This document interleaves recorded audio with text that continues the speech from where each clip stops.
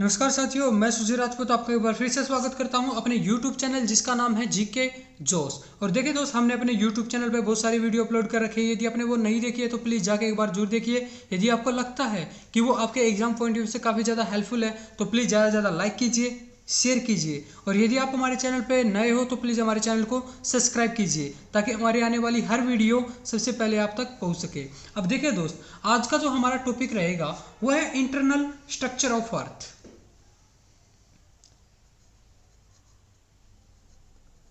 Internal structure of earth, structure of earth जिसे हम बोलते हैं पृथ्वी की आंतरिक संरचना। पृथ्वी की आंतरिक संरचना। आज हम जानेंगे कि जो हमारी अर्थ है वो अंदर से कैसे क्या बनी हुई है और उसमें कैसे क्या फंडा रहता है। किसके बारे में? अर्थ के बारे में।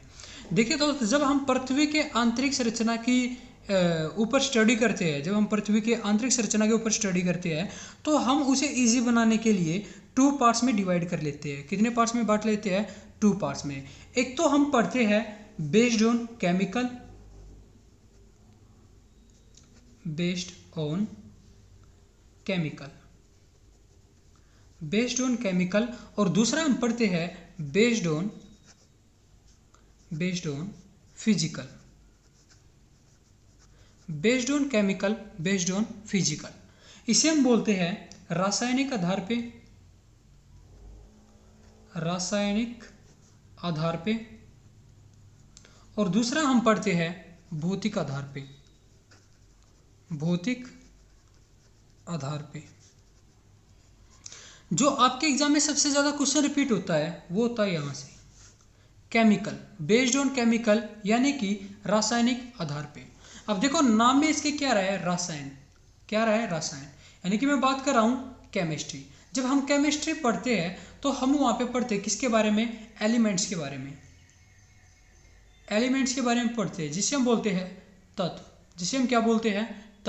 तत्वों के बारे में पढ़ते हैं, एलिमेंट के बारे में डिस्कस करते हैं। तो सिंपल सी बात दोस्त, जब हम बेस्ड ऑन केमिकल पढ़ते हैं यानी कि रासायनिक आधार पर पढ़ते हैं तो हम जिक्र करते हैं किन चीज़ों का? एलिमेंट्स का। और उन एलिमेंट्स को ही लेकर आपके एग्जाम में क्वेश्चन बनते हैं, और आपके एग्जाम में कैसे क्या क्वेश्चन बने हैं वो देखिए। अब देखिए दोस्त, जब हम बेस्ड ऑन केमिकल पढ़ते हैं तो इसे याद रखने के लिए दोस्त आपके सामने एक सिंपल सी क्या है? की पॉइंट है। क्या रहेगा? एक सिंपल सा की point.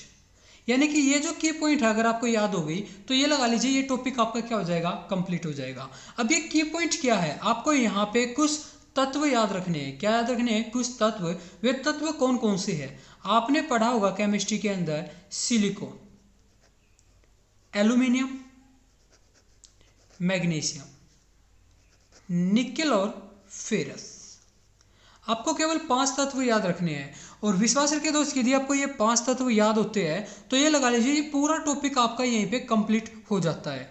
Silicon, aluminium, magnesium, nickel और फेरस। यदि मैं बात करता हूँ पहले 2 तत्व जिसका नाम क्या है? एक तो है सिलिकॉन, दूसरा क्या है? एल्यूमिनियम। सिलिकॉन और एल्यूमिनियम। अगर मैं इन तत्वों की बात करता हूँ, ये कैसे तत्व होते हैं? लाइट एलिमेंट होते हैं जिसे हम बोलते हैं हल्के तत्व। ये हल्के तत्व यानी कि थोड़े लाइट होते हैं। और यदि मैं बात करता हूं निकेल और फेरस की, ये कैसे होते हैं? ये तत्व होते हैं हैवी। ये तत्व कैसे होते हैं? हैवी होते हैं, यानी कि भारी तत्व होते हैं। ये कैसे होते हैं? भारी होते हैं। ये तत्व होते हैं भारी, हैवी। लेकिन अगर मैं मैग्नीशियम की बात करता हूं, ये क्या होता है? न्यूट्रल। ये कैसा होता है? न्यूट्रल को हम हिंदी में बोलते हैं उदासीन। इसे हम क्या बोलते हैं? उदासीन होता है। मतलब उदासीन से मेरा मतलब है, अगर इसका कंपैरिजन किया जाए किसके साथ? सिलिकॉन और एल्यूमिनियम, तो इनसे तो क्या होता है? भारी होता है। लेकिन अगर बात की जाए निकेल और फेरस से, इनसे क्या होता है? हल्का होता है। ये न्यूट्रल होता है, यानी कि बीचों बीच। मतलब न हल्का है न ज़्यादा भारी है, ये बिल्कुल क्या है? न्यूट्रल है। अगर मान लो ये फंडा आपको याद होता है तो पूरा टॉपिक क्या हो जाएगा? आपका यहीं पे कंप्लीट हो जाएगा। अब यहाँ पे देखिए दोस्त, आपने देखी होगी आपकी अर्थ। ये है आपकी अर्थ। और जब हम अपने अर्थ को पढ़ते हैं, इंटरनल स्ट्रक्चर को पढ़ते हैं, तो जो हमारी अर्थ है उसे 3 लेयर्स में डिवाइड किया गया है। जो हमारी अर्थ है उसे कितनी लेयर्स में बांटा गया है? 3 लेयर्स में। यहाँ पे देखिए, जो सबसे बाहरी वाली लेयर होती है इसे हम बोलते हैं क्रस्ट। इसे हम क्या बोलते हैं? क्रस्ट। या फिर हिंदी में इसे बोलते हैं भूपर्पटी। भूपर्पटी बोलते हैं इसे, भूपर्पटी। भूपर्पटी बोलते हैं इसे। क्या बोलते हैं? भूपर्पटी यानी कि क्रस्ट। जो सेकंड वाली लेयर होती है इसे हम क्या बोलते हैं? मेंटल। इसे हम क्या बोलते हैं? मेंटल बोलते हैं। और जो बिल्कुल बीचों बीच वाली लेयर होती है इसे हम बोलते हैं कोर। इसे हम क्या बोलते हैं? कोर बोलते हैं। इसे हम क्या बोलते हैं? कोर। ये तो आपका हो गया क्रस्ट, ये हो गया मेंटल, और ये कौन सा हो गया? कोर।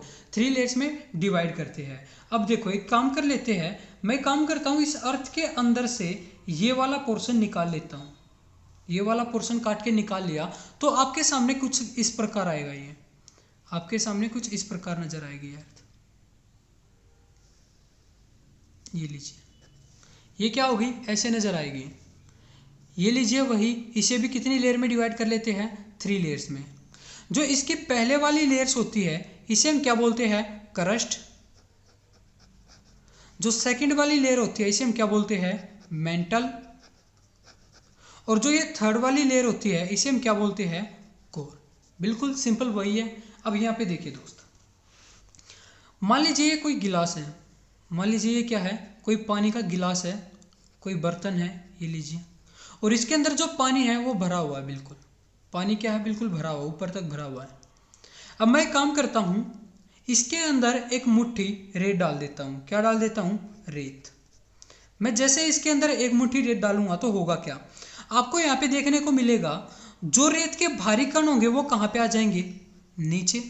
रेत के जो भारी कण हो जाएंगे वो कहाँ पे आ जाएंगे? नीचे। और जो हल्के होंगे वो कहाँ पे आ जाएंगे? ऊपर। जो हल्के होंगे वो कहाँ पे आ जाएंगे? ऊपर आ जाएंगे।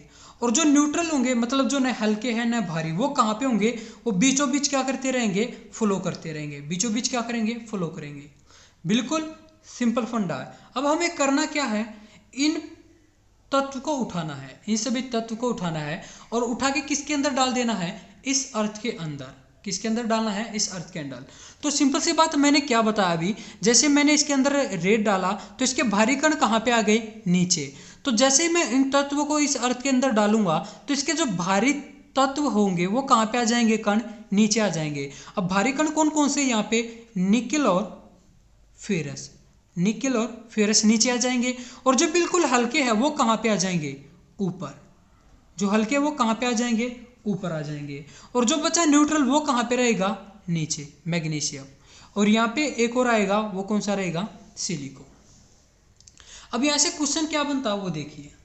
अगर मैं बात करता हूँ दोस्त, आपका क्वेश्चन बनेगा, जैसे कि हम पढ़ रहे किसके आधार पे? रासायनिक आधार पे। क्वेश्चन ये आएगा, जो आपकी क्रस्ट वाली लेयर है उसके अंदर कौन कौन से एलिमेंट या तत्व पाए जाते हैं?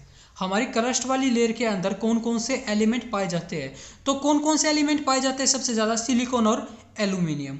दूसरा पूछेगा मेंटल के अंदर कौन कौन से तत्व पाए जाते हैं? सिलिकॉन और मैग्नीशियम। या फिर पूछेगा कोर वाले लेयर के अंदर कौन कौन से तत्व पाए जाते हैं? तो निकेल और फेरस। या पूछ लेगा किससे बनी हुई है? आपकी जो क्रस्ट वाली लेयर है वो सिलिकॉन एल्यूमिनियम की बनी हुई है, मेंटल सिलिकॉन मैग्नीशियम की, कोर वाली निकेल और फेरस की। अब यहाँ पे देखिए दोस्त, एक साइंटिस्ट होता है जिसका नाम है स्वेस। एक साइंटिस्ट है जिसका नाम क्या है? स्वेस। इसका नाम है स्वेस। ये जो स्वेस होता है ये इसको केमिकल नेम देता है। क्या देता है? Chemical name. किसको? जो ये लेयर है, यानी कि जो क्रस्ट वाली लेयर हो गई, मेंटल वाली लेयर हो गई, इनको ये स्वेस क्या देगा? इनको केमिकल नेम देगा। क्या देगा? Chemical name. ये देगा chemical name, given by chemical name. Chemical name, ये केमिकल नेम देगा, यानी कि जिसे हम क्या बोलते हैं? रासायनिक नाम। अब जो इसने रासायनिक नाम दिए ये किसके बेस पे दिए? तो इसने जो रासायनिक नाम दिए दोस्त, इसने दिए इसके अंदर जो एलिमेंट पाए जा रहे हैं। फॉर एग्जाम्पल अगर मैं क्रस्ट की बात करता हूँ, इसके अंदर पाया जाता है सिलिकॉन और एल्यूमिनियम। मेंटल की बात करें तो सिलिकॉन और मैग्नीशियम। कोर के अंदर क्या है, निकल और फेरस। तो इसने क्या किया, इन तत्वों को जोड़कर ही इसको केमिकल नेम दिया। क्या दिया, इन तत्वों को जोड़ के। जैसे कि आप इसको जोड़ते हो सी प्लस में ऑल, तो क्या बनेगा, सी ऑल। तो इसने जो क्रस्ट वाली लेयर है इसको जो केमिकल नेम दिया वो क्या दिया, सियोल। क्या नाम दिया, सियोल या सियाल दिया। क्या दिया, सियोल या सियाल। अब इसके बाद देखिए इसने जो मेंटल वाली लेयर है इन्हीं तत्वों को जोड़कर इसको भी क्या दिया, एक केमिकल नेम दिया। और मेंटल वाली जो लेयर है इसको जो केमिकल नेम दिया उसका नाम रहेगा सीमा। क्या नाम रहा, सीमा। और ऐसे ही जो लास्ट आपकी बस्ती है इनको जोड़कर क्या दिया, कोर वाली लेयर को नीफे। क्या दिया, नीफे। तो आपके क्वेश्चन समझिए, या तो आपसे पूछेगा कि क्रस्ट वाली लेयर का केमिकल यानी कि रासायनिक नाम क्या है, तो आपके सामने लिखे हुए हैं। जो क्रस्ट वाला है इसका रासायनिक नाम है सियाल, मेंटल का क्या है, सीमा, कोर का क्या है, नीफे। या फिर आपसे टाइप नंबर 2 क्वेश्चन पूछेगा कि क्रस्ट वाली लेयर के अंदर कौन कौन से एलिमेंट पाए जाते हैं, कौन कौन से एलिमेंट पाए जाते हैं, मेंटल में कौन कौन से एलिमेंट पाए जाते हैं और कोर में कौन कौन से एलिमेंट पाए जाते हैं। तो कुल मिला के आपके सामने जैसा दिखाई दे रहा है आपको वैसा ही बोलना है। अब इसके अलावा और देखिए जो आपके क्वेश्चन आ चुकी है वो देखिए, जो मेंटल वाली लेयर है देखिए, एक तो आपकी क्या है, क्रस्ट वाली लेयर, दूसरी कौन सी है, मेंटल, और तीसरी आपकी कोर।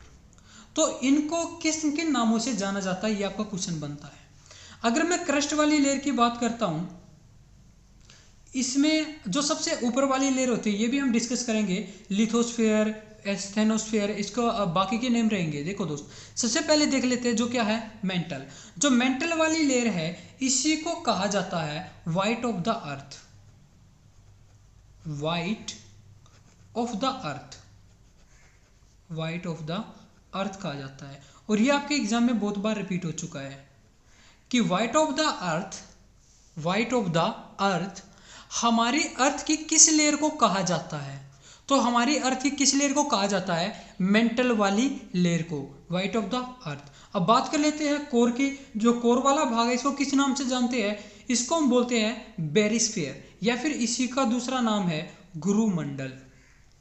गुरुमंडल इसको जानते हैं गुरुमंडल के नाम से। इसको किस नाम से जानते हैं, गुरुमंडल के नाम से। ये आपके क्वेश्चन आ चुके हैं। इसके अलावा अगर मैं बात करता हूं जो कोर वाला है इसी को बोलते हैं किस ना, क्या इसी का मतलब इसी का दूसरा नाम है बेरिस्फीयर। बेरिस्फीयर, बेरिस्फीयर भी इसी को कहा जाता है।